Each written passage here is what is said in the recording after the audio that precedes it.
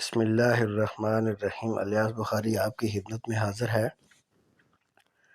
Philosophy एक बहुत लंबा टॉपिक है। फ़िलासफ़ी जनरल फ़िलासफ़ी की 5 टाइप हैं और एजुकेशनल फ़िलासफ़ी की 4 टाइप हैं। तो ये पूरी फ़िलासफ़ी में से एक पेपर है जिसके 58 क्वेश्चन हैं। तो ये क्वेश्चन आज हम डिस्कस करेंगे, लेकिन वीडियो आगे चलने से पहले अगर आप लोगों ने चैनल सब्सक्राइब नहीं किया तो काइंडली इसको सब्सक्राइब कर दें, लाइक करें और बेल आइकन भी प्रेस कर दें ताकि नई आने वाली वीडियो आपको मिलती रहे। सब्सक्राइब करने के बाद अब हम पेपर स्टार्ट करते हैं। पहला क्वेश्चन है, Dewey liked best the following definition of education. जो डेवी है उसने पसंद की है कौन सी एजुकेशन की जो है वो डेफिनेशन। तो उसने जो है reconstruction of experience, reconstruction of experience ये डेफिनेशन उसने पसंद की है, क्योंकि डेवी जो था वो प्रैग्माटिज्म को प्रमोट कर रहा था। प्रैग्माटिज्म क्या होता है? प्रैग्माटिज्म जो है वो प्रैक्टिकल, प्रैग्मा का मतलब होता है प्रैक्टिकल एक्शन या यूज़। तो प्रोडक्ट इसमें नहीं आता, एक्विजिशन ऑफ नॉलेज नहीं आता, प्रिपरेशन फॉर लाइफ नहीं है। उसके बाद क्वेश्चन नंबर 2 है, education is derived from a Latin word. Education is derived from a Latin word. तो ये इजी है, एड्यूसर है, EDUCER ए। उसके बाद नंबर 3 पे है एड्यूसर मीन। नंबर 3 पे है एड्यूसर मीन। वो क्या है? एड्यूसर मीन है ब्रिंग आउट, ब्रिंग आउट। उसके बाद नंबर 4 पे है स्पेकुलेटिव फिलासफी डील विद। अब ये जो स्पेकुलेटिव फिलासफी है सॉरी, ये स्पेकुलेटिव फिलासफी इसी के नीचे दी हुई है पर्सपेक्टिव फिलासफी, और उसी के साथ है एनालिटिकल फिलासफी। तो एनालिटिकल फिलासफी और पर्सपेक्टिव फिलासफी और उसके बाद स्पेकुलेटिव, ये तीनों फिलासफी के स्टाइल्स हैं। तो स्पेकुलेटिव जो फिलासफी है इसमें क्या होता है, डेवलपिंग थ्योरी है, इसमें डेवलपिंग थ्योरी पेश हुई है और यकीनन आप लोगों ने ये पढ़ा है, मैंने डिटेल से आपको ये पढ़ाया था। और उसके बाद जो नंबर 5 क्या, पर्सपेक्टिव फिलासफी। तो पर्सपेक्टिव फिलासफी में ये देखा जाता है कि राइट और रॉन्ग, क्या रॉन्ग है क्या राइट है, यानी कि बी पार्ट इसका ठीक है। उसके बाद नंबर 6 पे एनालिटिकल फिलासफी। तो एनालिटिकल में तज्जिया किया जाता है, तो तज्जिया किया जाता है, असेसमेंट की जाती है। तो 6 का जो है ये सी पार्ट है, ये वाला सही है। उसके बाद नंबर 7 पे है axiology in philosophy deal with. Axiology in philosophy deal with. तो जो एक्सियोलॉजी है, एक्सियोलॉजी असल में होता है वैल्यूज़। एक्सियोलॉजी वैल्यूज़ होता है, ये ऐसी फिलासफी है जिसमें वैल्यूज़ को डील किया जाता है। उसके बाद पीछे देखें नॉलेज है, तो नॉलेज तो नहीं है क्योंकि नॉलेज एपिस्टेमोलॉजी होता है, और रियलिटी जो है वो ऑन्टोलॉजी होती है। तो आगे नॉन तो है ही नहीं है। इसका मतलब है ये जो 7 है, एक्सियोलॉजी इन फिलासफी डील्स, एक्सियोलॉजी में क्या डील की जाती है, वैल्यूज़ को डील किया जाता है। उसके बाद नंबर 8 पे है एपिस्टेमोलॉजी। अभी मैंने आपको बताया था एपिस्टेमोलॉजी क्या होती है, इस फिलासफी में क्या होता है, नॉलेज को डील किया जाता है। एपिस्टेमोलॉजी में नॉलेज को डील किया जाता है। उस नंबर 9 है ontology in philosophy deals with. अब ऑन्टोलॉजी क्या होती है? ऑन्टोलॉजी में जो है वो रियलिटी को डील किया जाता है, और रियलिटी, ऑन्टोलॉजी मतलब रियलिटी। और उसके बाद ये नॉलेज भी नहीं है, वैल्यूज़ भी नहीं है। वैल्यूज़ इसलिए नहीं है कि वैल्यूज़ तो ऊपर आ जाता है एक्सियोलॉजी में। तो फिर अगर एक्सियोलॉजी में वैल्यूज़ आती हैं तो फिर ऑन्टोलॉजी में वैल्यूज़ नहीं आ सकती, बल्कि ऑन्टोलॉजी में रियलिटी आता है, और ऑन्टोलॉजी को मेटाफिज़िक्स भी कहते हैं। और आगे जो है नंबर 10 है। नंबर 10 में ऑन्टोलॉजी है।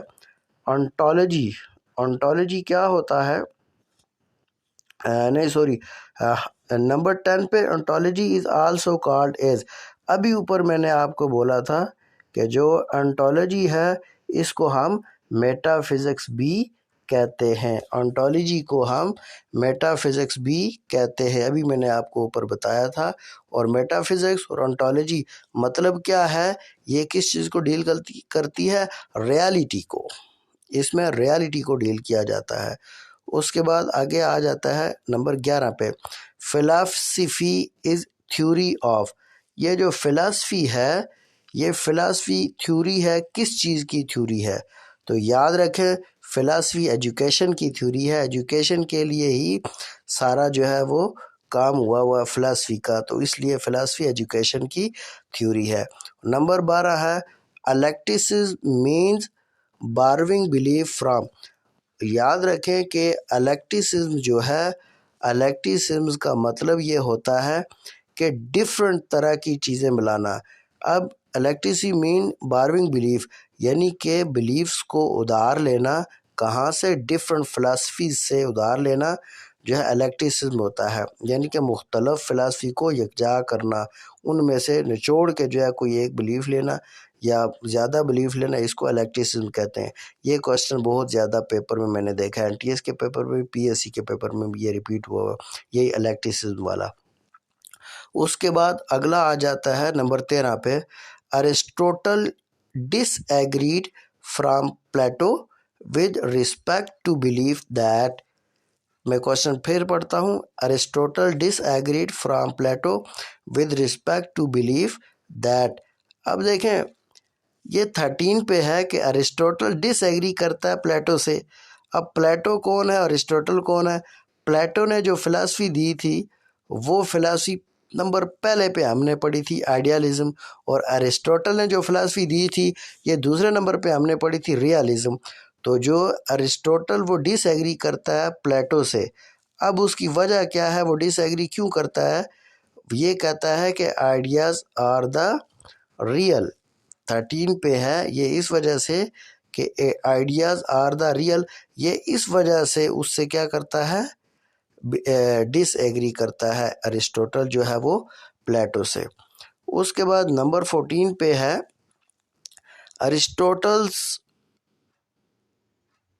ये वर्ड समझ नहीं आ रहा, teaching became the philosophical foundation of, Aristotle's teaching became the philosophical foundation of। तो इसमें जो है वो रियलिज्म है, क्योंकि अभी मैंने आपको ऊपर बताया कि अरिस्टोटल जो है वो रियलिज्म का फाउंडर था, बानी था, और प्लेटो जो है वो आइडियलिज्म का था। और आगे जो है नंबर 15 पे जो दिया हुआ है वो है metaphysics deal with the nature of. जो मेटाफिजिक्स है वो डील करती है किसके साथ, रियलिटी के साथ। अभी ऊपर ये बात मैं रिवाइज ऑलरेडी कर चुका हूँ।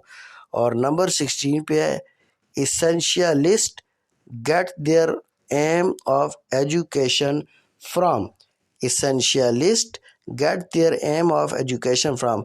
जो इसेंशियलिस्ट हैं, जो इसेंशियलिस्ट हैं वो अपने एजुकेशन जो है वो एम ऑफ एजुकेशन कहाँ से लेते हैं, ट्रेडिशन से। कहाँ से, ट्रेडिशन से।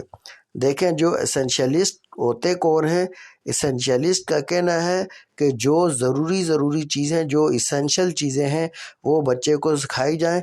अब ज़रूरी चीज़ें कहाँ से ले जाएं, जो उनके कल्चर में मौजूद है, जो उनके रवायात में मौजूद है, जो जो ज़रूरी है, लाजमी है, वो उनको सिखाई जाएं।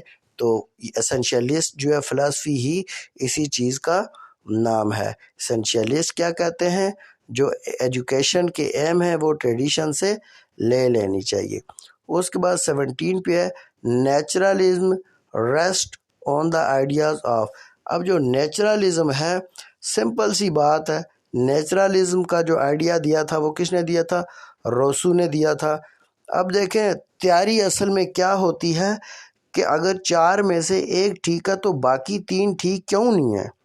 तो देखें नेचुरलिज्म का आइडिया किसने दिया, रोसू ने।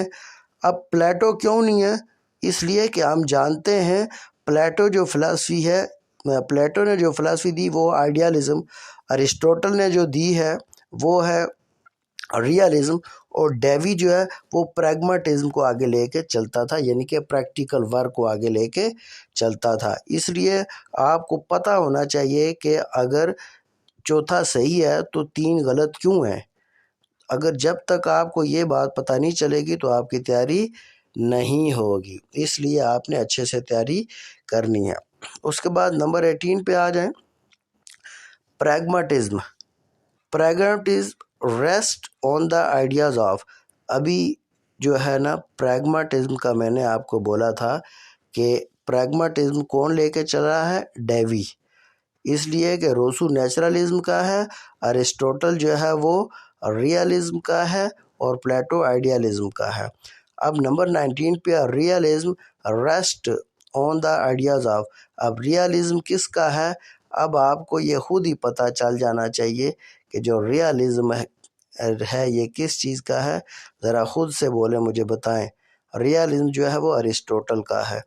और नंबर 20 पे है आइडियलिज्म। आइडियलिज्म किसका है, प्लेटो का है, ये भी आपको मैंने अभी बता दिया। नंबर 21 पे है प्रैग्मा मीन्स।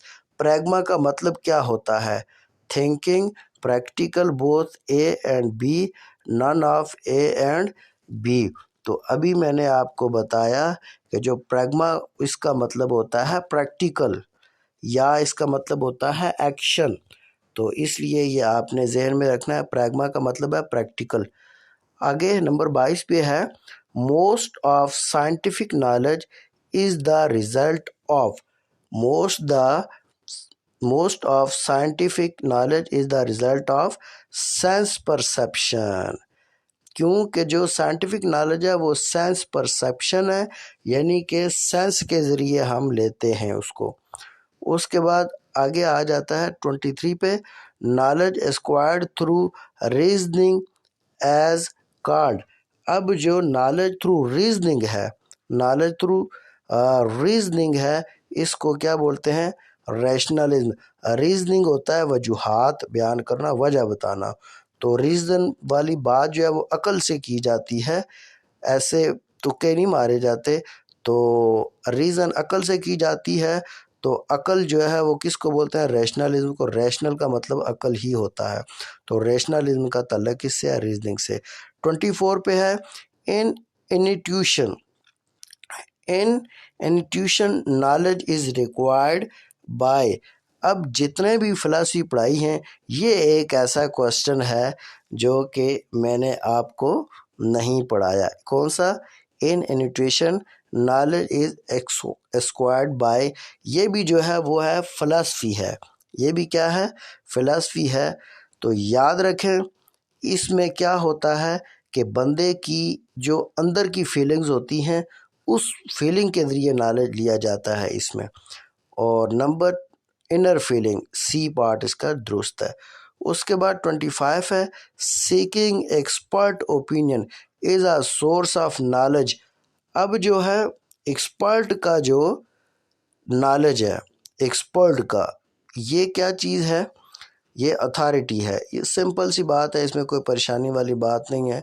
यानी कि जो एक्सपर्ट हैं उनकी अथॉरिटी है, उन्होंने जो बात कही है वो हमें माननी पड़ेगी, इसके सिवा कोई चारा नहीं है, और क्योंकि वो एक्सपर्ट हैं। अब 26 पे है philosophy of education which emphasises ever lasting reality. philosophy of education which emphasize everlasting reality। अब देखें, ये नंबर 26 पे जो है philosophy of education which emphasizes everlasting reality। everlasting दूसरा नाम है पेरिनियलिज्म का, पेरिनियलिज्म का दूसरा नाम एवरलास्टिंग है। तो बाकी तीन क्यों नहीं है, ज़रा समझें। एसेंशियलिज्म कहते हैं जो चीज़ें ज़रूरी हैं वो सोसाइटी से उठाकर बच्चे को सिखाई जाए।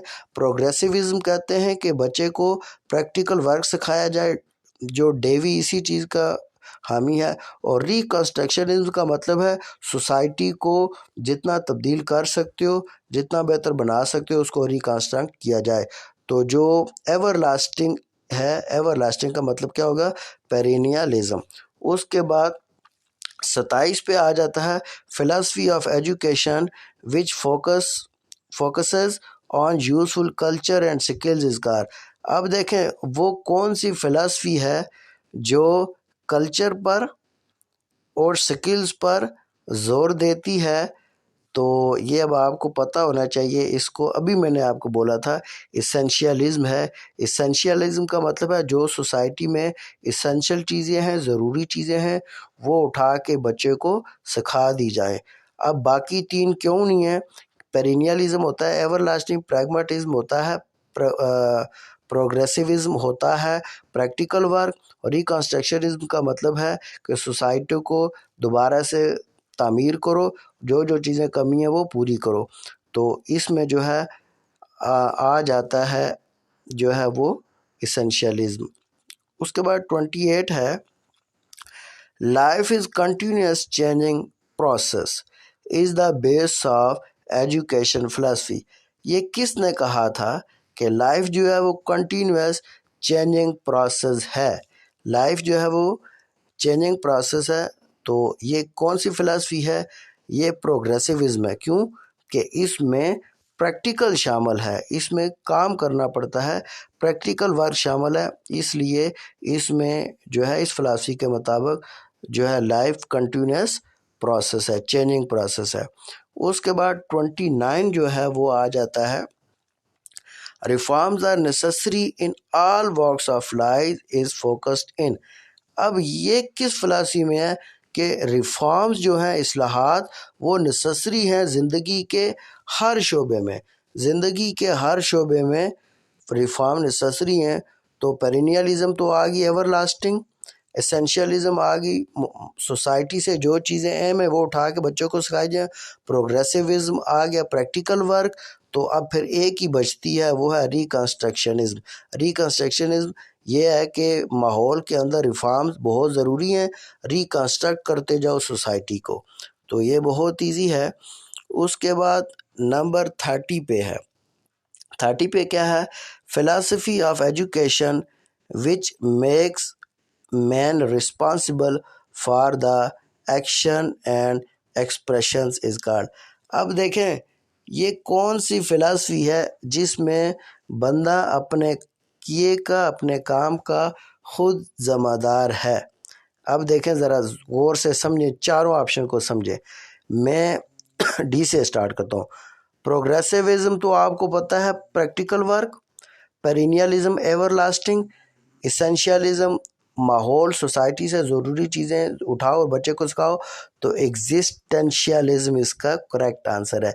एग्जिस्टेंशियलिज्म के जो चीज़ें मौजूद हैं उसमें से बच्चा अपनी चॉइस के मुताबिक उठा के काम करेगा। तो वो जब अपनी चॉइस के मुताबिक स्टडी करेगा, अपनी चॉइस के मुताबिक सब्जेक्ट चूज़ करेगा, सारा कुछ करेगा, तो इसका मतलब है कि वो अपने किए पर खुद रिस्पॉन्सिबल है। तो ये इजी है। उसके बाद 31 है, study of great book is the core of. अब किस में ग्रेट बुक की स्टडी की जाती है? तो याद रखें जो पेरिनियलिज्म है, पेरिनियलिज्म जिसमें एवरलास्टिंग कंसेप्ट है। तो हमें एवरलास्टिंग कंसेप्ट कहाँ से मिलेगा? जो पहले लोग गुजर चुके हैं उनकी जो ग्रेट बुक हैं उधर से हमें मिलेगा पेरिनियलिज्म एवरलास्टिंग का कंसेप्ट। अब नंबर 32 है, which one is not among major exponent of perennialism. कहता है कि पेरिनियलिज्म का मेजर एक्सपोनेंट कौन सा नहीं है। तो पेरिनियलिज्म का अब देख लें, इसमें ज़रा गौर से देखें कि पहला आ जाता है बेंटॉक, दूसरा एडलर, और तीसरा हिचेंस और जॉन डेवी। तो अगर आपका दिमाग इस टाइम हाजिर है तो ऊपर मैंने आपको बताया कि जॉन डेवी किसका नंबरदार था? वो प्रैक्टिकल का था, प्रैग्मेटिज्म का था। तो यहाँ बात हो रही है पेरिनियलिज्म की। तो जॉन डेवी जो है वो किसका था? प्रैक्टिकल का था, प्रैग्मेटिज्म का। लिहाजा इनमें जॉन डेवी आएगा जो इन चीज़ों, इन बाकियों के ख़िलाफ़ है, पेरिनियलिज्म के ख़िलाफ़ था। तो पेरिनियलिज्म में बाकी तीन आते हैं। जो हेचन्स भी आता है, एडलर भी और बेंटॉक भी। तो जॉन डेवी इसका करेक्ट आंसर है कि इसका इसके साथ कोई ताल्लुक नहीं है। नंबर 32 सॉरी 33 पे है the school should be run on democratic lines is held. अब देखें यहाँ पे स्कूल के बारे में बात हो रही है, the school should be run on democratic lines. अब डेमोक्रेटिक में क्या है कि इस तरीके से स्कूल को रन होना चाहिए, हेल्ड बाय, ये कौन सी फिलॉसफी है?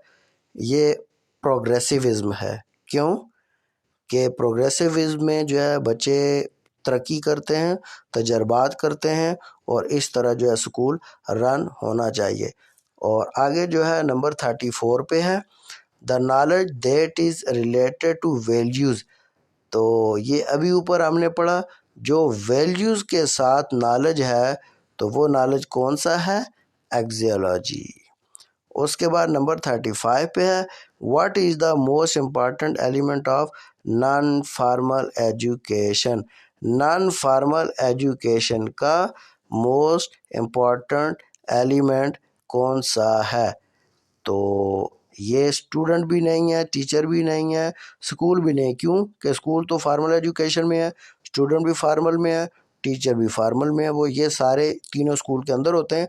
तो नॉन फार्मल एजुकेशन ये होती है कि जो स्कूल नहीं होता, स्कूल से हट के एजुकेशन बाहर की होती है। तो उसमें कौन सा शामिल है? मीडिया शामिल है। उसके बाद 36 पे है जीन पॉल सार्ट, उसके बाद एडिगर, उसके बाद है कर्कगार्ड आर एसोसिएटेड विद। अब ये जो हैं किसके साथ ये एसोसिएटेड हैं? तो एसेंशियलिज्म के साथ भी नहीं है, आइडियलिज्म के साथ भी इनका कोई तल्लक नहीं है, प्रैग्माटिज्म के साथ भी नहीं, तो ये एग्जिस्टेंशियलिज्म के साथ इनका तल्लक है। ये डिटेल से मैंने आपको पढ़ाया था, वो आप रिवाइज करें, आपको खुद पता चल जाएगा। उसके बाद 37 पे है change in behaviour through experience is called. Change in behaviour through experience is called.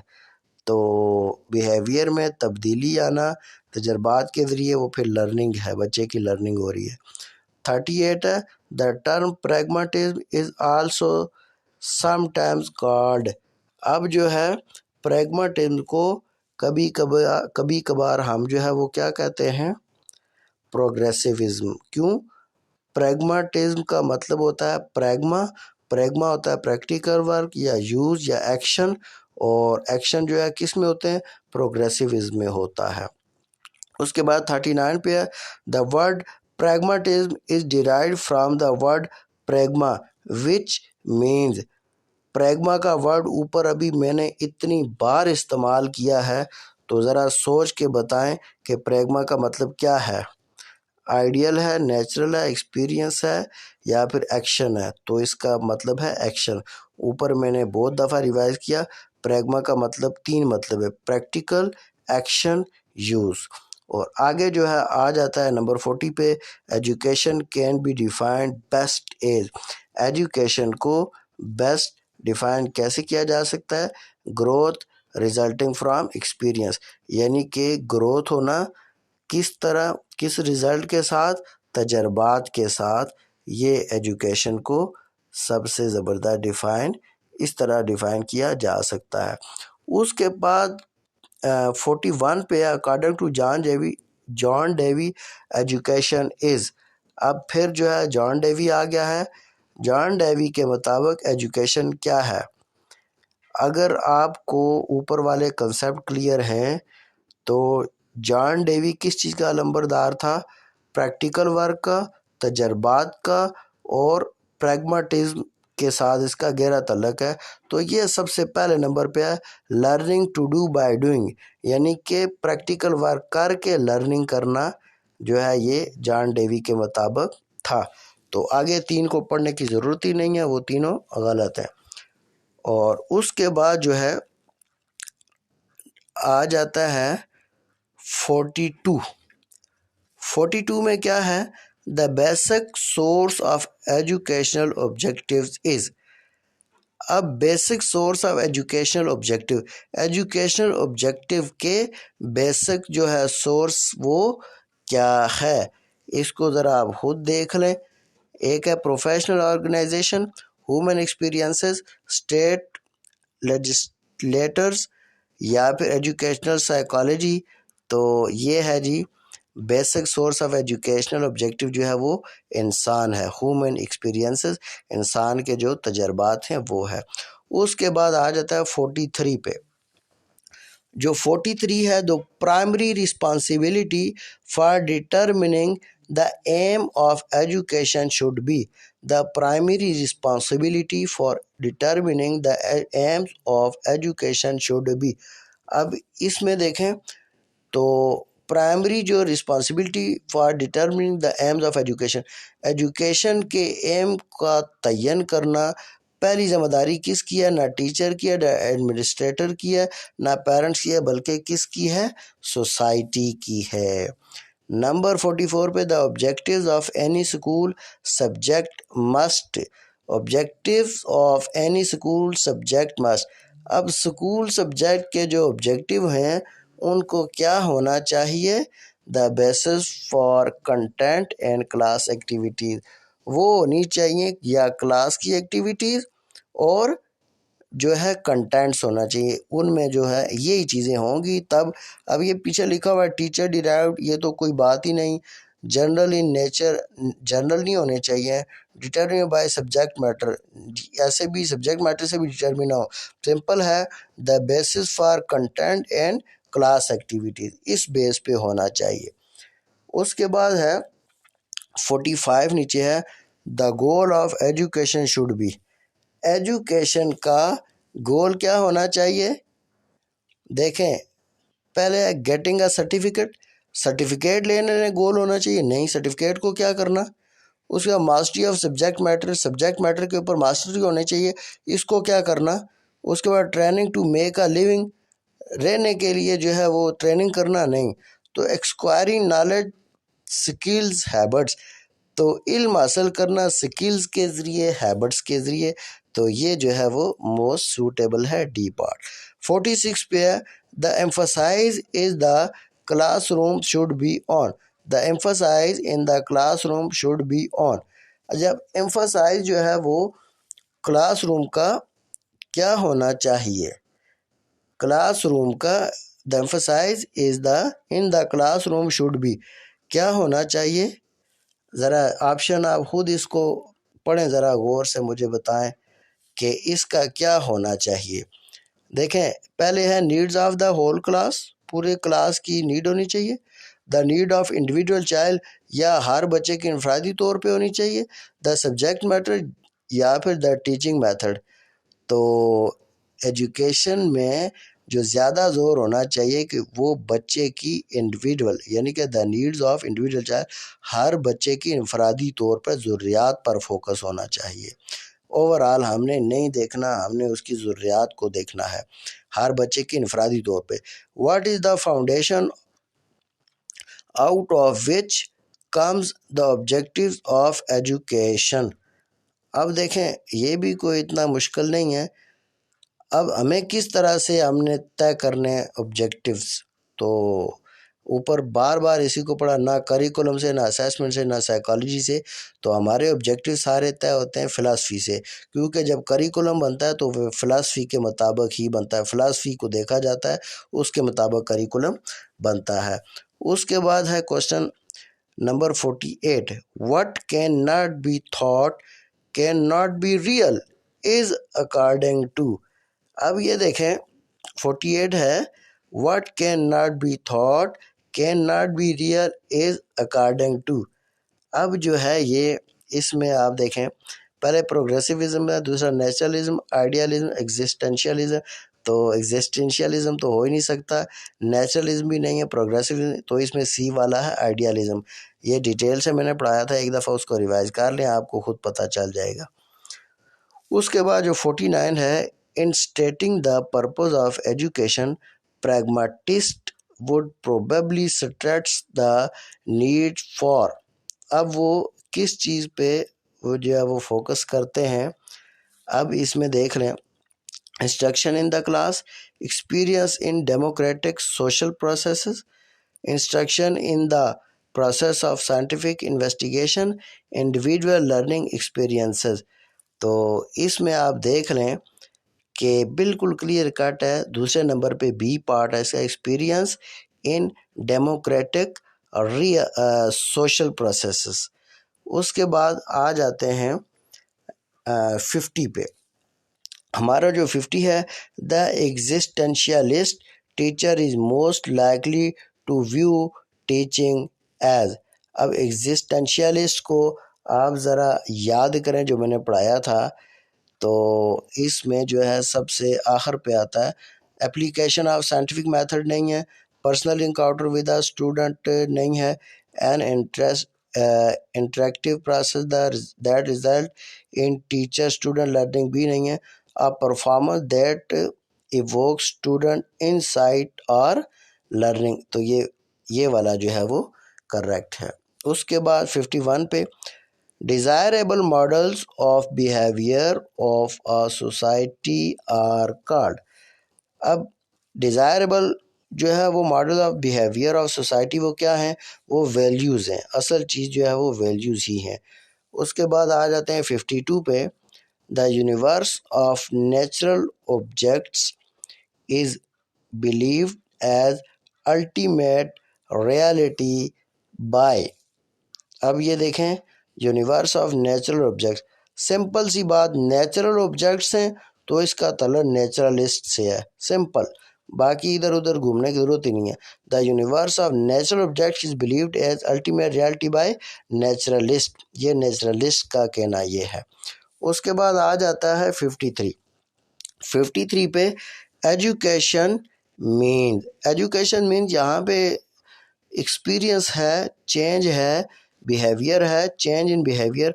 तो इसका एक्यूरेट आंसर जो है वो डी है, चेंज इन बिहेवियर है।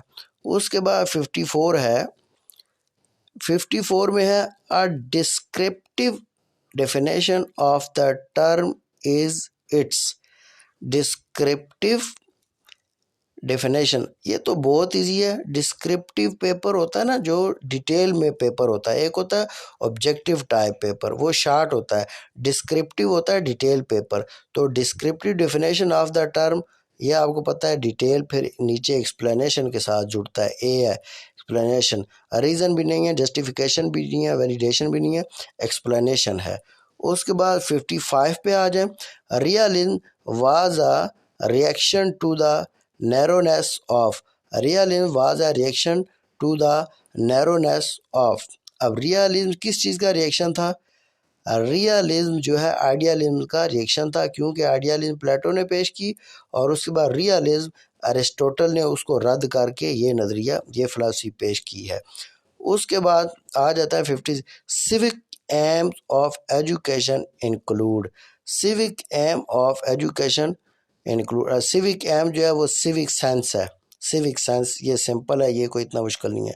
उसके बाद जो है आ जाता है 57 पे, sociological AIIMS of education include, sociological AIIMS of education में क्या है, कल्चरल ग्रोथ है, स्किल्स है, ड्यूटीफुलनेस है या फिर आल है। तो सोशियोलॉजिकल एम जो है ये कल्चरल ग्रोथ भी है, स्किल्स भी है और ड्यूटीफुलनेस भी है, तो ये डी वाला आएगा, आल। उसके बाद जो है वो आ जाता है एसेंशियलिस्ट स्ट्रेस अपॉन। अब ये 58 है, एसेंशियलिस्ट स्ट्रेस अपॉन, ये किस पर स्ट्रेस करते हैं, मेंटल डिसिप्लिन पर, रिड्यूस नॉलेज पर, इनोवेशन पर या चेंज पर। ये ज़रा आप ख़ुद बताएं, दिमाग लगाएं ज़रा, ये क्या है। इसेंशियलिस्ट जो है इसके फंडामेंटल प्रिंसिपल जो थे उनको पढ़ें तो आपको पता चल जाएगा कि ये किस पे हैं, मेंटल डिसिप्लिन पे, मेंटल डिसिप्लिन पे जो है वो स्ट्रेस इनका होता है। तो ये हमारा पेपर था जो मुख्तसर सा कोशिश की है मैंने आपको समझाने की। तो फ़िलासफ़ी का जो टॉपिक था उसको अच्छी तरीके से रिवाइज़ करें और रिवाइज़ करने के बाद आपको पेपर ख़ुद ब खुद आ जाएगा। पेपर में कोई मुश्किल नहीं है। देखें अभी आप लोगों के साथ ही के स्टूडेंट, कुछ ऐसे स्टूडेंट हैं जिनके 4-4 5-5 नंबर कम हुए हैं, जिन्होंने बहुत अच्छे नंबर लिए हैं। तो इंशाल्लाह कोशिश किया करें कि सारे लोग टेस्ट दें। कुछ लोगों ने अभी भी टेस्ट नहीं दिया हुआ, सारे लोग टेस्ट दें। टेस्ट दे के ये आपको बहुत अच्छे तरीके से तैयार हो जाएगा और आपको ये कंसेप्ट जो है फिलॉसफी वाला बिल्कुल क्लियर हो जाएगा। तो यही आज की वीडियो थी। अगर वीडियो आपको पसंद आए लाइक करें, शेयर करें और सब्सक्राइब भी लाजमी करें। अगले वीडियो के साथ फिर हाजिर होऊंगा। अल्लाह हाफिज़।